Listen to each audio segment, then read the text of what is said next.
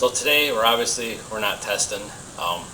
We had a chance to go down again today, but I decided not to. I got some work I wanted to get done and kind of clean up the shop and organize some stuff. It's been just kind of busy lately, but I thought I'd do something different today. And I don't think anybody has seen on this channel yet the bike behind me here.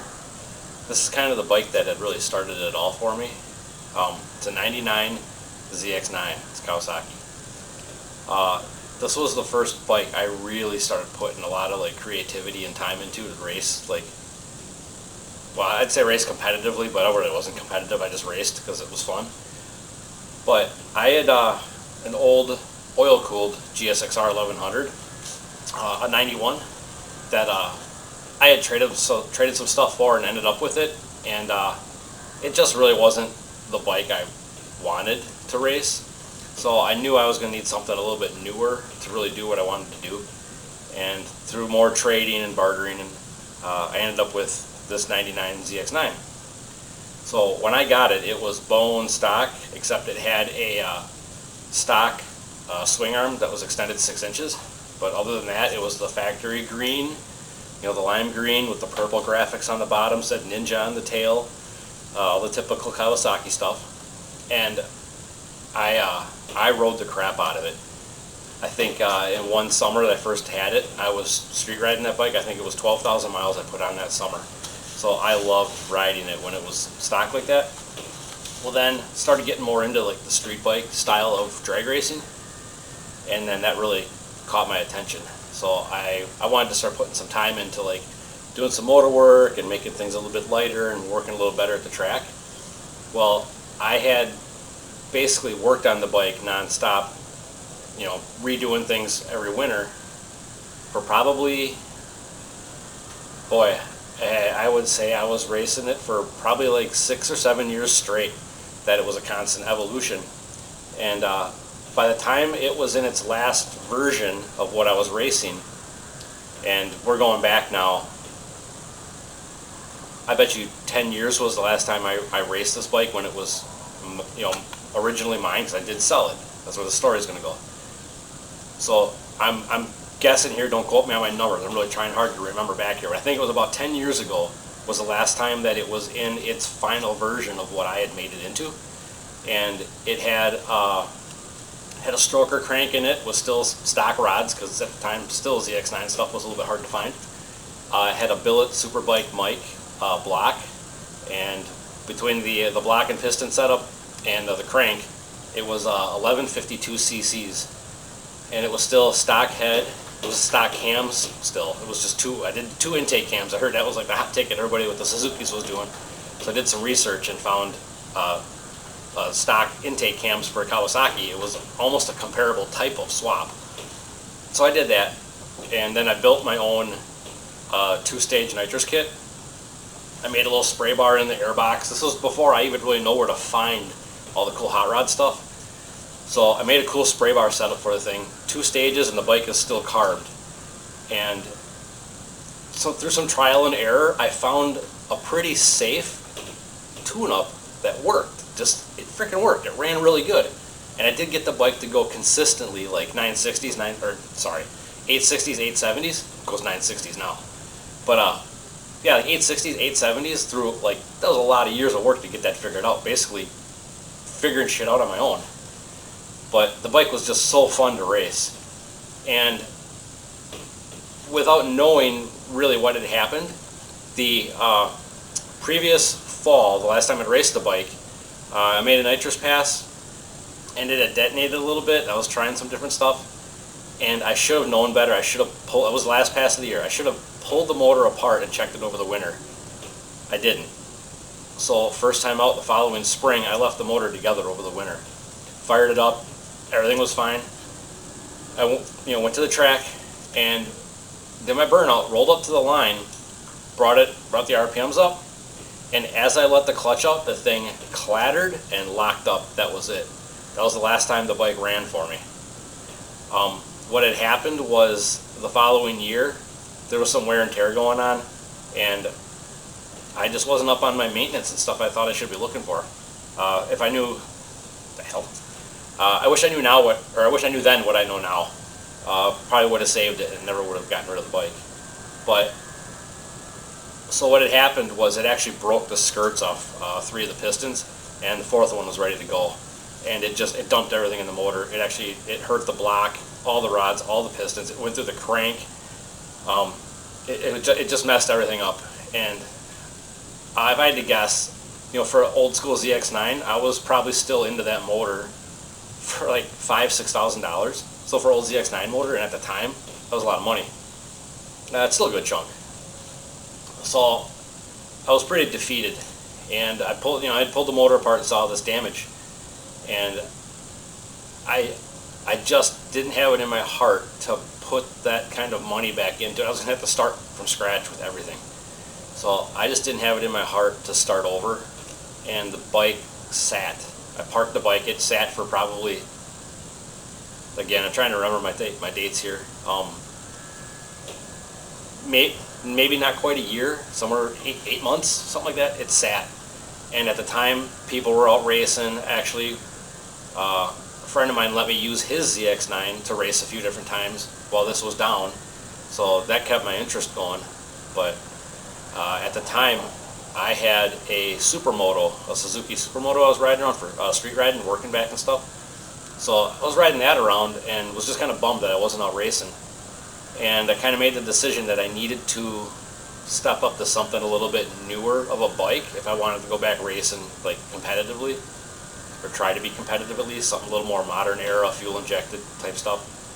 So I rode that Supermoto over to a dealership, used bike dealership here, and I traded in that Supermoto, and the Supermoto was an 05. I bought it, it was a year old. So I bought it in 06. I traded it in probably about 07.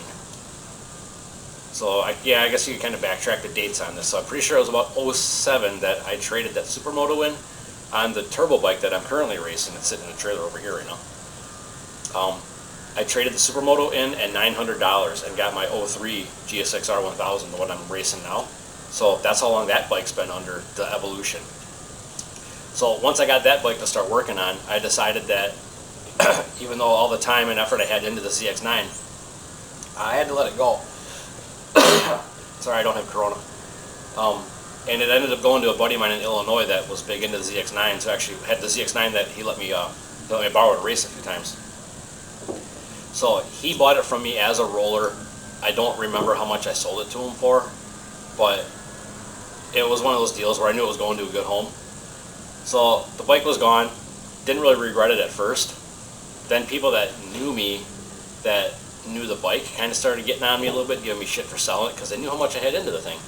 Not so much money-wise, but just time and effort. So the friend in Illinois that had the bike, the only thing he did to the bike cosmetically is I had a silver tail on it. So the bike was the black nose in the front, and it had a silver tail, and they had some sort of, kind of like Air Force type markings. I'm a airplane aviation kind of nerd. So I had it done kind of like a little airplane kind of theme going on. So the only thing he had changed was he took some of the stickers off and painted the tail section black to match the nose. So the bike's now all black. And then he found a salvage yard motor. So he put a motor in the thing and ended up getting it running, and he kind of lost interest, and then he was focusing more on his bike at the time. He still had his ZX9, plus he had like a garage style GSX-R 1000 he was doing. So the project that I had sold him, this guy, it had just kind of was sitting kind of in his way, so he started kind of poking at me to buy it off and buy it back, So I bet you he poked at me for a year. And I was just like, I don't have the time, I don't have the room, I don't know what to do with it. And then it just kind of hit me that, like, you always hear these stories about your grandpa, your dad, your uncle. They all had these stories about that 57 Chevy, that mint 65 Impala or 70 Chevelle that they had when they were a kid. They raced and played with, had fun with all their friends, and they sold it. And they always say they wish they had it back. Well, this bike ended up being my 57 Chevy, and I had the chance to get it back. There's no value to this thing. It's a 99 ZX9 that probably made $5 million of them. But to me, it was what got me really started on this bike. And I'll walk you around and show you some of the stuff I did, and you'll see where some of the inspiration for stuff came from and who it came from. It was back in the heyday of street bike racing, which is still pretty popular. But when it was first getting going, man, it was a place to be. So after him poking at me for a while, I made the deal to go get it from him, and went and picked it up and brought it home. Put just a little bit of elbow grease into it. Changed a few things. I think I I always had the ZX9 sticker here on it, just a silver sticker, eBay deal. Those were gone. I always liked the fact that it was, it said ZX9, because people would come up to me at the track and they didn't know what it was. So that was, is that a Yamaha? What is that? So I always kept the Kawasaki on the tank and the ZX9R on the fairing. So kind of factory location stuff. But over the years, it went from, obviously this nose on it right now it's a one-piece fiberglass fairing here, but it's actually for a 2000 ZX9. I just liked how that nose looked that much better. So I bought this used off of the old Cycle Bike forums. So it's still a 99, just has an updated nose. But the only thing that's really left from this bike when I originally first got it before I traded for it is actually the forks, the frame, and the gas tank.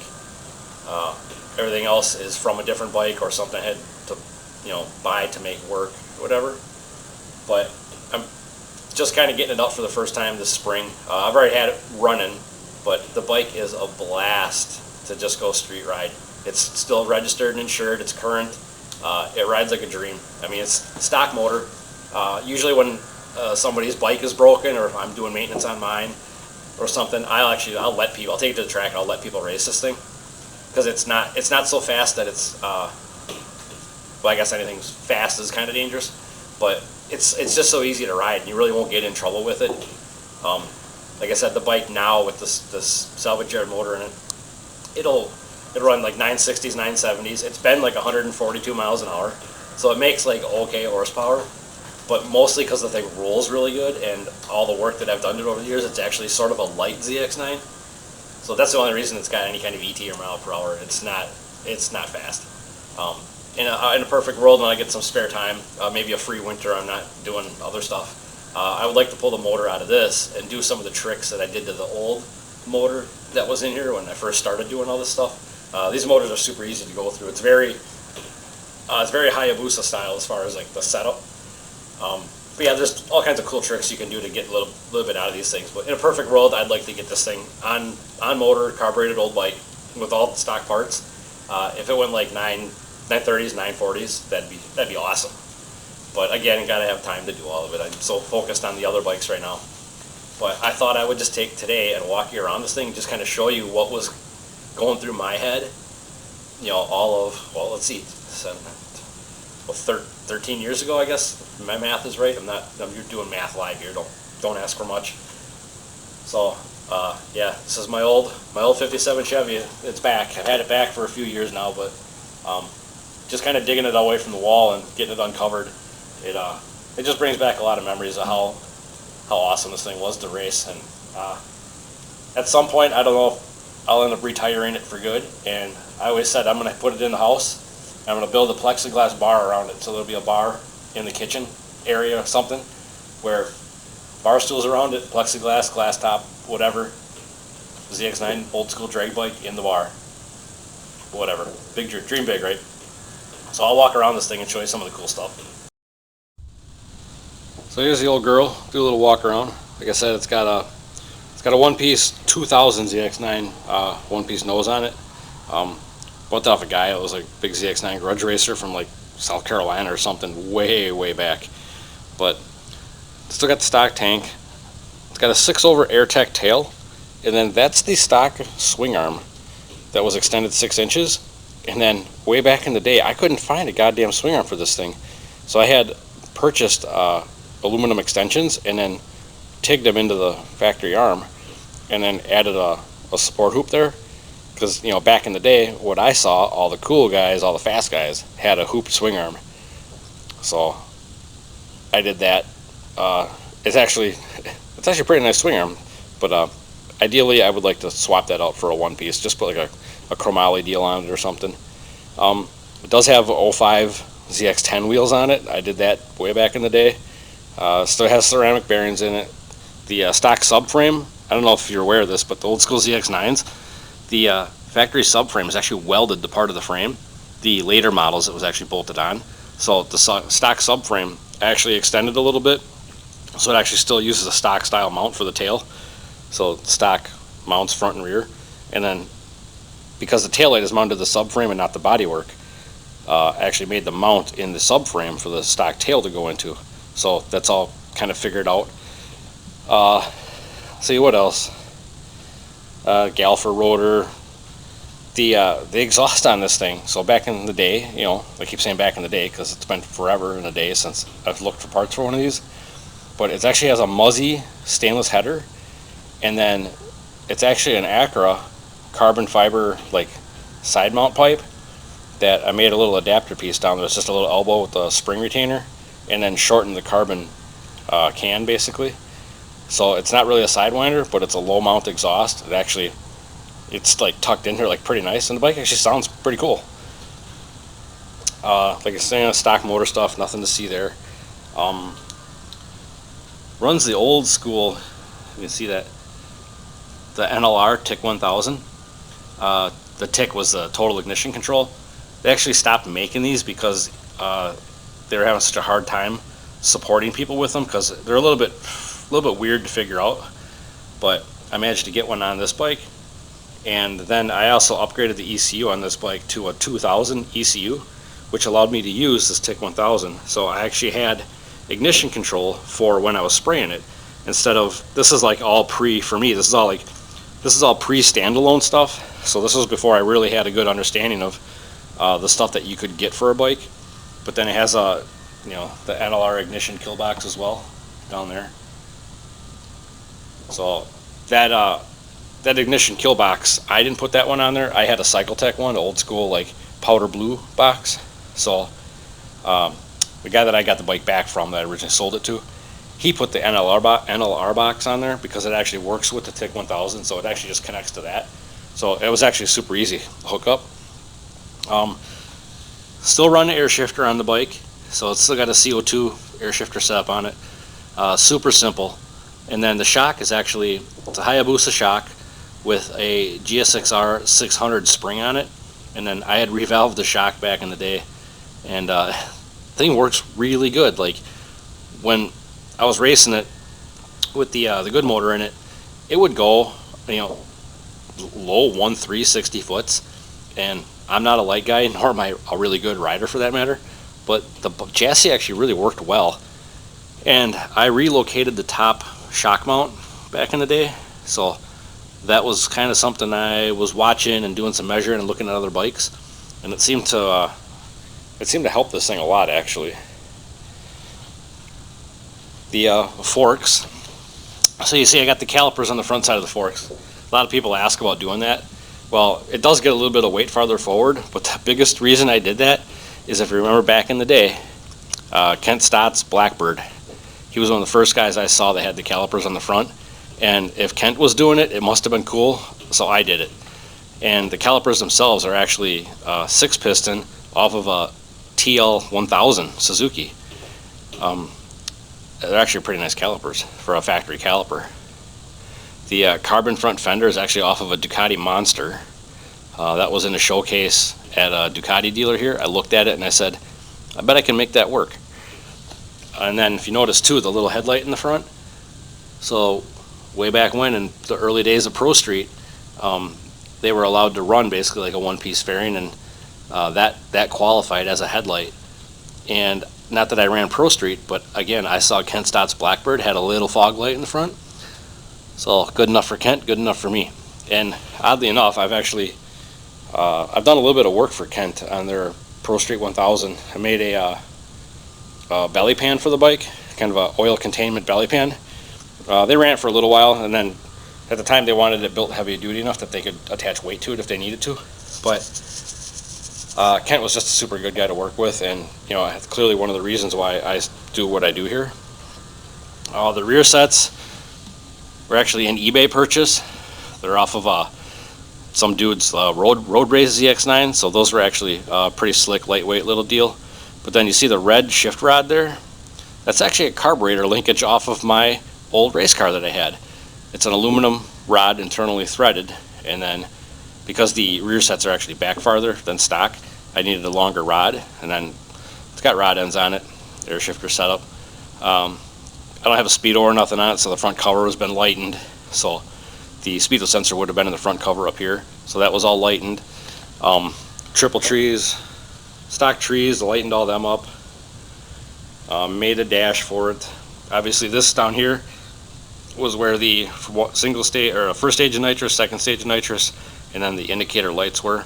So all that stuff's gone. The bike has been completely rewired. There's not a factory wire left on it. It was probably one of the first complete rewires that I've done. And you know, front to rear, it still retains all the blinkers, brake light, all that stuff.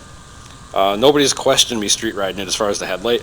It's bright enough to get by, but I guess, you know, if somebody wanted to poke, they could probably cause an issue about it. Yeah, the only thing for street stuff is there's no horn or no mirrors, but you know, I rode it a lot like this on the street, so I'll continue to do it.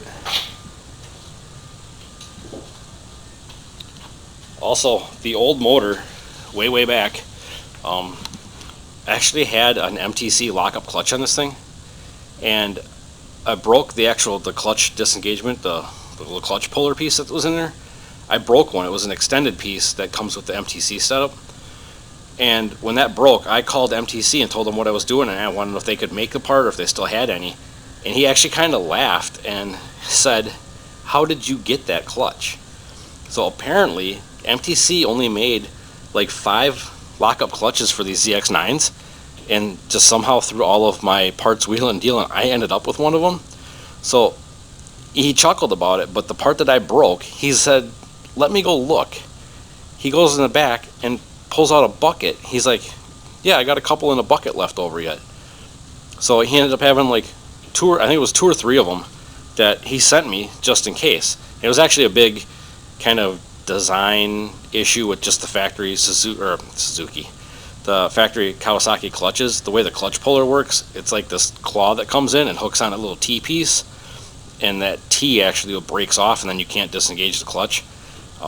I broke 2 of them, honestly, just street riding it. So if you have too much clutch spring, then that thing can't disengage, and it pries real hard on that, you know, puller. But anyway, that's neither here nor there. The clutch now is all stock, and if anybody's running the ZX9, or for that matter, if you run a GSX-R 1000, they take the same clutch. And for the 1000 that's sitting over there, Kawasaki actually has a little bit bigger variety available for thickness of clutch steels, and they work in the 1000s. So, little tip, if you're ever looking for clutch stuff and you can't find what you're looking for, the old Kawi ZX9 clutches will work. So it's kind of cool. I have 2 bikes that I beat on, and they both take the same clutch. Still has stock radiator up front, some mounts I made to mount the fairing. Everything's pretty rigid, but yeah, so this is the old dog. Hopefully we'll get out racing her pretty soon here. I just want to make some passes on it. The seat, even, I had a fiberglass like cut seat with the, you know, the hump and stuff in the back. It was not really comfortable, but it worked for racing. But since I've been street riding this thing and just playing around with it and having fun, I found a stock seat that I just cut down and then just recovered it with the stock material. So it's actually really comfortable. But yeah, so this is the old girl. Hopefully you kind of dig it. It's a little something different on a Saturday while I'm out here cleaning the shop, getting the old guy ready. So let's see if I get her fired up. Well, let's get this thing fired up. Old school. Turn the gas on. And key on.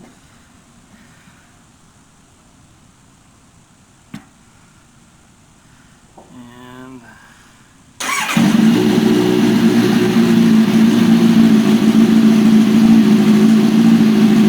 just like that.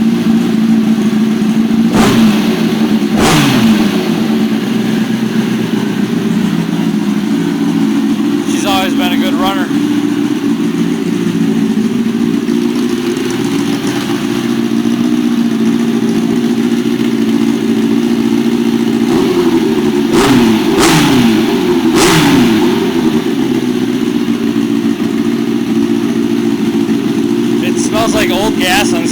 faster in here. Yeah, there she is, ready to rock for the year.